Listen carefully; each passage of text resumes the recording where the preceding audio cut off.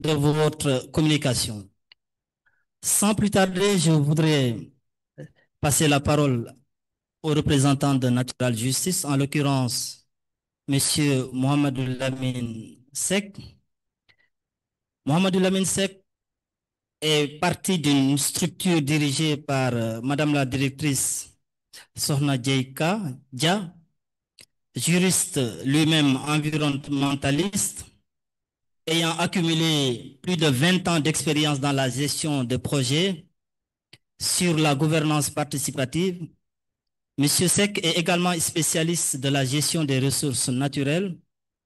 Monsieur Sek est dans un environnement scientifique puisque lui-même étant enseignant vacataire à Dakar et dans beaucoup d'instituts de formation.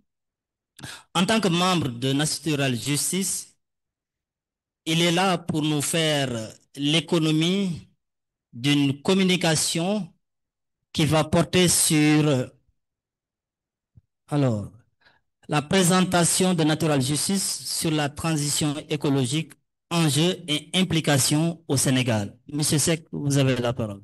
Si. Sous vos applaudissements, s'il vous plaît. Vous voulez alors. Si. Merci beaucoup, professeur. Je pense que je vais faire comme mes prédécesseurs.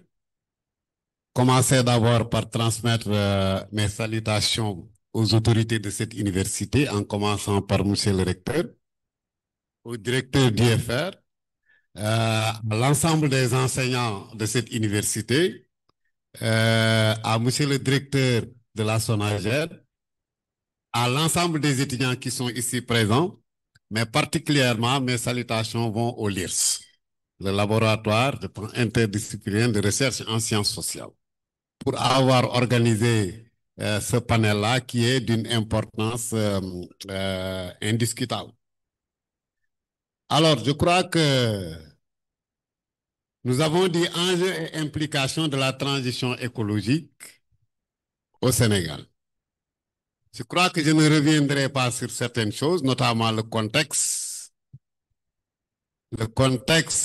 qui nous oblige un peu à parler de transition écologique. Mais je voudrais juste, avant aussi, m'attarder un peu sur les deux mots. La transition. Nous parlons de transition parce que nous voulons quitter un état que nous avons jugé peut-être insatisfaisant pour aller vers un état que nous espérons beaucoup plus protectrice de notre environnement et de notre cadre de vie. C'est ce processus-là que nous appelons transition. Mais la transition écologique, l'écologie, le mot écologie, aujourd'hui peut être défini aussi selon plusieurs perspectives. Il y a ce qui intéresse probablement l'université, c'est la perspective science de l'environnement, qui définit l'écologie comme étant la science qui s'intéresse aux relations entre l'homme, les animaux, les ressources naturelles et leur environnement. Cette interrelation-là, dans les sciences de l'environnement, c'est ça qui est appelé écologie, étant entendu que on peut aussi définir l'écologie dans une perspective politique parce que vous entendez souvent qu'il y a des partis écologistes, mais l'un dans l'autre. Quelle que soit la perspective, l'écologie s'intéresse à cette dynamique d'analyse des relations entre les êtres, les ressources, l'environnement ou la nature. Alors, transition écologique, transition énergétique, agroécologie, c'est un ensemble de choses. Un ensemble de choses, mais c'est la transition écologique qui est l'ensemble, qui englobe toutes ces formes de transition. Dans la transition écologique, nous avons la transition énergétique, nous avons tout ce qui est transition sur les questions agricoles, nous avons toutes les autres formes de transition. Mais pourquoi donc cette transition écologique aujourd'hui tient le haut du pavé? Parce que c'est lié au contexte que les professeurs viennent de définir ici. Ce contexte qui est lié un peu au changement climatique. Les changements climatiques qui renforcent un peu le niveau des températures de manière générale dans le globe, mais qui induit aussi la montée des eaux au niveau des océans, la fonte des glaciers, qui renforce aussi l'avancée de la sécheresse dans nos pays qui sont déjà durement éprouvés. Et il y a des tempêtes, des inondations, il y a énormément de phénomènes extrêmes aujourd'hui qui impactent négativement et la vie des êtres humains et les ressources dont dépend la vie de ces êtres humains. Alors, ce contexte-là, nous avons vu qu'il est lié un peu à nos comportements. C'est quel comportement? Notre rapport à notre environnement.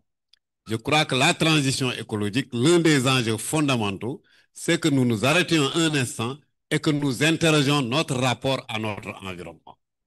Notre rapport à notre environnement, c'est ça aujourd'hui qui nous fait dire que nous devons affronter des transitions parce que l'homme et d'autres dynamiques ont contribué énormément à détruire cet environnement-là. Nous l'avons détruit et nous sommes entrés dans un cycle. Et nous savons que ce cycle-là, on ne pourra peut-être pas renverser la tendance, mais c'est à nous d'adopter notre comportement dans ce contexte que nous avons largement contribué à créer. C'est ça, la transition écologique. Nous avons besoin de transition parce que nous sommes au creux de la vague. Nous sommes au creux de la vague. Les ressources naturelles reculent, les températures se réchauffent, les ressources se raréfient, l'injustice augmente. Dans ce contexte-là, nous sommes obligés de nous adapter. Donc, cette transition écologique dont il est question aujourd'hui, peut-être que je vais essayer un peu de résumer, représente un changement profond dans nos comportements, dans nos méthodes d'utilisation des ressources de l'environnement. Nous avons tantôt parlé de l'exploitation du pétrole au Sénégal et du gaz. Nous avons parlé aussi du cadre juridique. Mais ça, c'est des outils qui pourraient aider un peu à réussir cette transition-là. Mais ma question est celle-ci. Est-ce que dans notre dynamique de vouloir aller dans une transition écologique, une transition énergétique, est-ce que l'exploitation pétrolière est quelque chose de bien ou de mauvais? Peut-être que je ne voudrais pas engager la polémique ici, mais je veux juste dire que même dans le cadre juridique dont on parle, le Sénégal a récemment adopté un code de l'environnement en 2023. Mais dans ce cadre juridique-là, je pense que la transition, il nous faut aussi faire une transition. C'est la lecture croisée de ces différents textes. Il y a beaucoup de contradictions, il y a beaucoup de choses qui ne vont pas ensemble si nous voulons réussir notre transition. Je donne juste un exemple sur ce que j'ai entendu tout de suite. Dans le code de l'environnement, vous prenez le code pétrolier, la question du torchage du gaz. Le torchage n'est pas interdit dans le code pétrolier, mais le code de l'environnement l'interdit expressément. Est-ce que ces deux textes-là, qui sont censés régir ce secteur-là, peuvent cohabiter, continuer un peu, l'un interdit, l'autre autorise la même opération? Sur les évaluations d'impact, c'est vrai, il y a des avancées, c'est prévu, c'est devenu obligatoire, c'est devenu contraignant. Mais lequel d'entre nous a une fois lu intégralement un rapport d'étude d'impact? Est-ce que les rapports d'étude d'impact, le contenu de ces rapports est connu des communautés? On ne pourra jamais réussir une transition si les communautés ne sont pas mises à contribution, si les communautés ne comprennent pas, si les communautés ne sont pas au courant de ce qui se passe. Il y a ces préalables-là, je pense. Je pose juste des problématiques pour inviter à la réflexion parce que nous sommes à l'université. Mais je veux dire aussi que la transition, elle n'est pas que écologique, elle est aussi économique. Elle est économique, elle est sociale avec tout ce que je viens de dire sur comment faire pour que ce soit inclusif. Comment faire pour que les communautés prennent leur part dans ces réflexions parce que les comportements qu'il faut changer, il faut les commencer en milieu communautaire. Mais il faut donc, c'est important que tout ce que nous disons ici, tous les textes que nous rédigeons, toutes les décisions que nous prenons soient traduites dans un langage que les communautés puissent comprendre. On ne réussira la transition qu'à ce prix-là. Alors, je disais tout de suite que la transition écologique, elle comprend plusieurs choses pour aller plus vite. Elle vise à mettre en place un modèle de développement résilient aux effets du changement climatique. Modèle, donc, je dis, de développement résilient et durable. La durabilité, c'est ça dont il est question aujourd'hui. Comment faire pour satisfaire nos besoins sur les ressources de l'environnement tout en conservant la base de ces ressources naturelles-là? Comment faire pour mettre en place une solidarité intergénérationnelle pour que nous qui sommes là, qu'on ne puisse pas détruire ou épuiser les ressources parce que nous savons que les générations qui vont venir, leur vie dépendront aussi de ces ressources-là. C'est des problématiques que je pose comme ça qui sont intrinsèquement liées à la transition écologique. Donc, un modèle de développement résilient et durable qui repense nos façons de consommer. Alors, M. Sarr a tout de suite parlé de déchets, mais c'est la consommation qui génère les déchets. Donc, c'est le modèle de consommation qui génère un trop-plein de déchets et tout le monde sait que la gestion des déchets aujourd'hui pose beaucoup de problèmes. Énormément de moyens sont mobilisés pour avoir une gestion durable des déchets. Je pense que je n'entrerai pas beaucoup sur les déchets, M. Sarr en a beaucoup dit.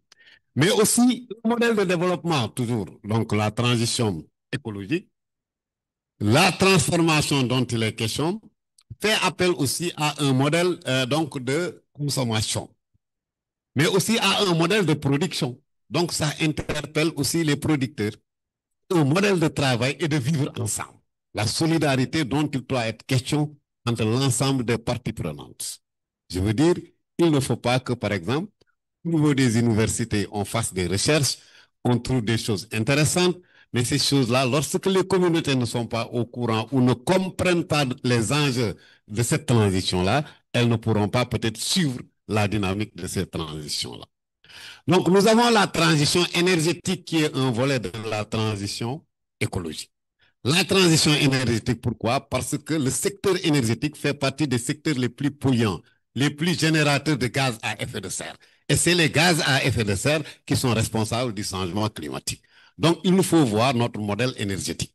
La transition énergétique, peut-être que je ne vais pas encore aller trop dans ça, parce que je sais que l'Université de Bombay a fait un travail très important, moi j'en suis témoin, avec Natural Justice, sur la transition énergétique et surtout voir comment on pourrait faire pour rendre cette transition beaucoup plus inclusive. Je crois que les travaux là sont extrêmement importants et je pense qu'on nous fera peut-être un résumé de cela.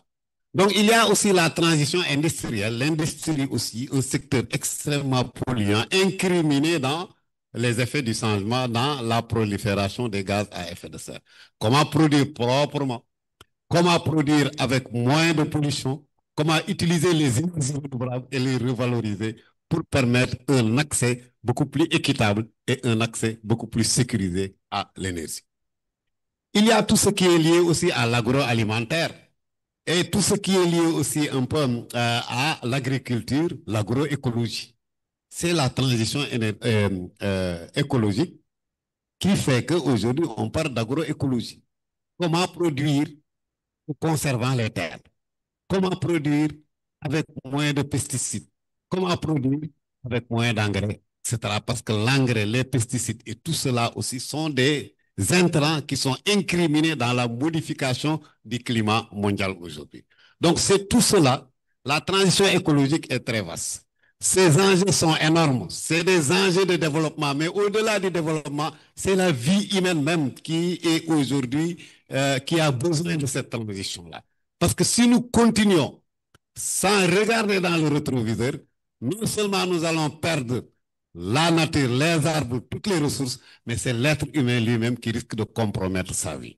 C'est de cela qu'il s'agit. Je crois que les enjeux sont au-delà de la simple question de oui, l'environnement comme étant un luxe, c'est devenu nécessaire. Nous ne pouvons pas faire autre chose. Nous devons réfléchir et intensifier toutes les recherches sur quelle est la meilleure façon d'aborder cette transition écologique-là. Et je crois que sur ce point-là, l'université va jouer un rôle extrêmement important et nous, en tant que peut-être ONG, projet ou service de l'État, nous comptons beaucoup sur les travaux que vous allez faire. Et donc, je pense que ce que le professeur avait dit tout de suite, l'université aussi a besoin d'avoir les moyens. Je pense que tous ces secteurs pourraient mutualiser pour voir dans quelles conditions on pourrait faire face aux enjeux de ces transitions écologiques-là. Vraiment, comme le temps nous rattrape aussi, Je voulais juste introduire le débat et donner quelques idées. Merci, professeur, pour avoir la patience.